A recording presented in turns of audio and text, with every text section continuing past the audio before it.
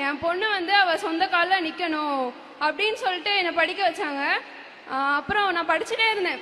படிச்சுட்டு இருக்கும்போது அப்போனா அப்பா ரொம்ப கஷ்டப்பட்டுருக்காங்க. அப்பா அம்மா சின்ன வயசுலேருந்தே கஷ்டப்பட்டுட்டே தான் இருந்தாங்க. கஷ்டப்பட்டு ஒரு வீடு வாங்கிட்டோம். வீடு எப்படின்னா ஓட்டு வீடு தான். அது மழை பெஞ்சா தாங்காது, ஒழுகிட்டே தான் இருக்கும். ஸோ நான் வந்து காலேஜ் போயிட்டேன்.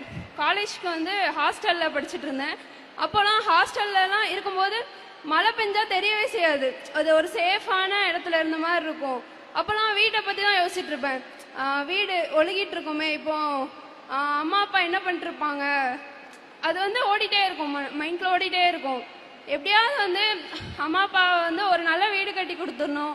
அப்புறம் வந்து என் மேலே நம்பிக்கை வச்சு எல்லாரும் சொன்னாங்க படிக்க அனுப்பாதீங்கன்ட்டு. எங்கள் அப்பா வந்து என் மேலே இருக்க நம்பிக்கையில் மட்டும்தான் படிக்க அனுப்புனாங்க. ஸோ அப்பாவோட நம்பிக்கையும் காப்பாற்றணும் அப்படிங்கிற ஒரு எய்மோட படிச்சுட்டு இருந்தேன். ஸோ அப்படி இருக்கும்போது 7th செமஸ்டரில் வந்து எங்களுக்கு நான் முதல்வன் மூலமாக IC chip design and verification அப்படிங்கிற ஒரு கோர்ஸ் எட்வியான் டெக்னாலஜிஸுங்கிற ஒரு கம்பெனிலேருந்து நடத்துனாங்க.